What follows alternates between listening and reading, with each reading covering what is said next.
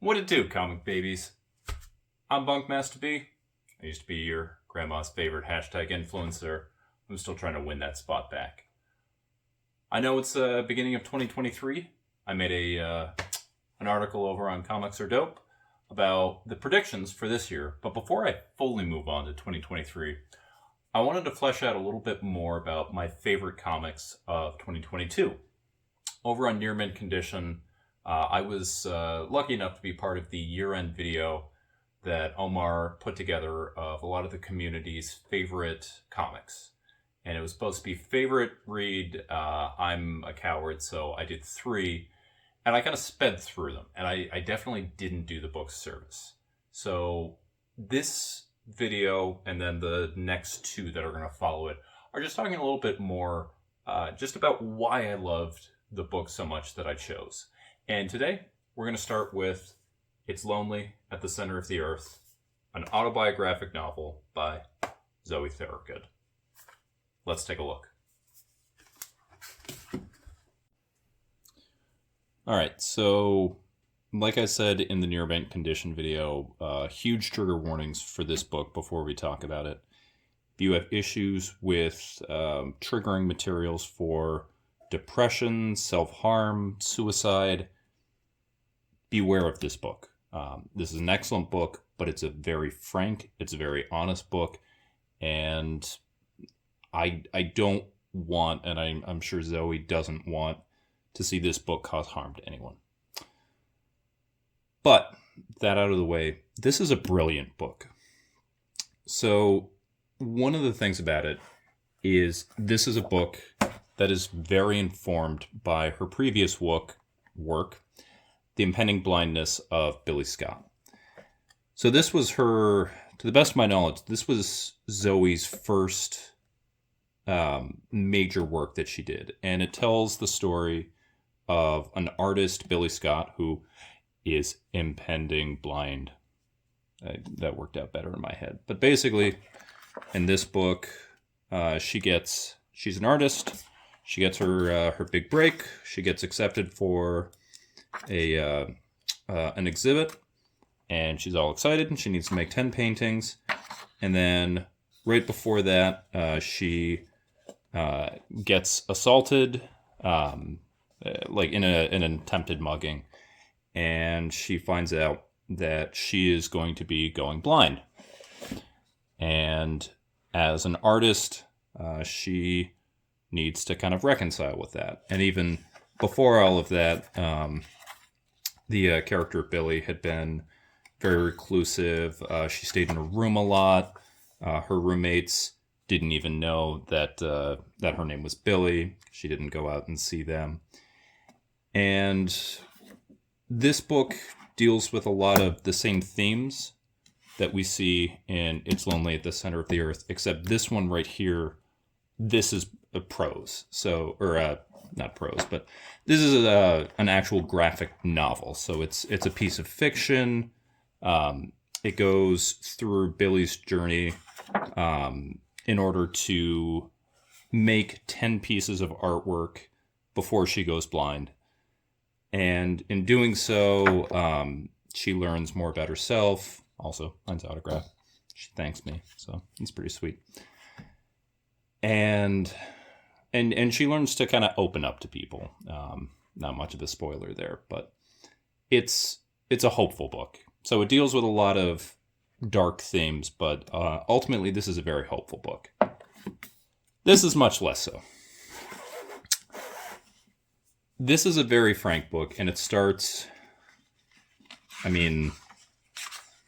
right at the beginning. Zoe right there. And I've been considering stabbing myself in the neck with a sharp knife. This creature right here, this represents her depression, which is with her throughout this book. And it's a dark book about, her attempt at making this very book. And so she talks about her experience, not even really her experience, But she talks about sort of the expectations that came with Billy. There's, bad language in here, so be aware. I'm sorry for the bad language. But anyway, it's a very frank look at her anxiety that comes with that, and through it, the thing that I think is so interesting is that Zoe does some really cool things with the panel layouts. I mean, you can see right here. This is the cover image right here. So she's actually got a picture of her desk where she has that cover image. We've got some panels over here. We've got her cup of noodle. We go here where she's basically talking about us. I mean, and she acknowledges that she's breaking the fourth wall here. She cuts on the little discussion. It pulls back. I mean, literally, she does the fourth wall very, very strong here. And she has multiple personas that sort of are her, that talk to her and tell her different things all through it. And so again, we get little chibi Zoe, where she has her little character development. It's got, future me, current me is a worm, and there's all these different things. And there's a lot of playing around with sort of the medium itself. So part of the book is the events that happen in her life. And in addition to writing this book, she's getting ready. And actually the major event is she's going to a comic convention in America. And just, all the while, she's got her big depression monster going there. We go back in time. We see her as a teenager. People who aren't her, for the most part, are all, in the same way that the graphic novel Mouse are represented by different animal heads. So this is her guidance counselor back in her high school days. This is at her, I think that's at her cafe. Yeah, the oat latte. And it bounces back and forth between these are the things that are happening, these are things that happened previously.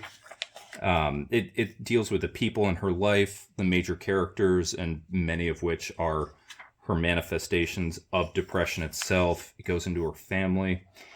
And I mentioned before that this really kind of touches on a lot of the stuff from Zoe. And it really goes here. So Billy Scott, that I brought up earlier, this introduces a lot of the themes that come here. But where Billy sort of, I'm not going to say outgrows it, but she sort of learns to grow and move beyond. That's because this is about real life. There's not necessarily that happy ending that just sort of comes here. And Zoe talks about that. She's talking about how she hates being interviewed. And, there's a question about, are you Billy? Were you inspired by that? And she talks about how when she was writing Billy Scott, Billy is who she is, but where at the end of it, she's where she wanted to be. And it was this sort of wish fulfillment. And I mean, she ends, people liked Billy. And it just, it's very self-reflective. It's very, very honest and raw. And I mean, it's, when I met Zoe at GalaxyCon, like I asked her about sort of the experience of, you read this and you almost feel like Zoe. And, she very much talked about being that kind of author who just puts herself out there. A lot of her work really is about being sort of as emotionally honest. When she puts a work out, a lot of what's going on there is sort of getting to see her.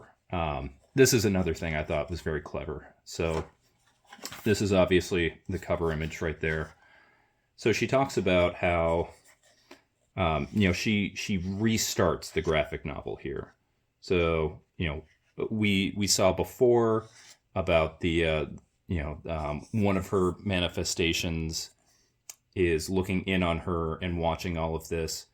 And then on this one, we kind of go back to that where she's up on stage, her different personas are watching her, and she says, whatever, let's roll again. And so we get the graphics page again, and then this, I kind of went by it, but on this page right here, we have all of her different images.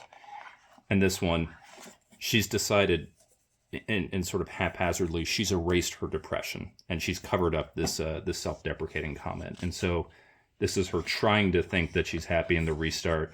And then immediately it goes to, when I was 7, I would eat bugs at school, not because I wanted to, but because I guess I learned the power of self-deprecation at a young age. So, her restart, even in her restart, she can't find necessarily the start that she's wanting. And of course, depression is right back there for her. That's the cover image from Billy. Just really, she goes through different art styles. They go through different representations. This is one of my favorite parts. So without going here, but poignant and thought-provoking, Image Comics 2022. And of course, she's on the toilet. Her friend Izzy is passed out on the bathroom with her underwear out. So this book is going to mean a lot of things to a lot of different people. There are going to be some people who read it and just say, like, oh my gosh, I am Zoe. They're going to see a lot of themselves there. There are going to be some people who are able to view this as a distance and sort of get an interesting look at a world that they're not part of. But this is a book that sticks with you. Like, I don't know anybody that's going to read this and just sort of chuck it away and be like, okay, well, that's a book I read. No matter what, you're going to have a reaction to this book. And I think that's what some of the best fiction does. And of course, it wouldn't be one of my videos if I didn't go through. There we go. And show off the fact that she sketched and autographed it. And of course, she signed my sweet potato. It's Lonely at the Center of the Earth, an autobiographic novel by Zoe Thorogood. Check this out. You will not forget about it. You will not regret it.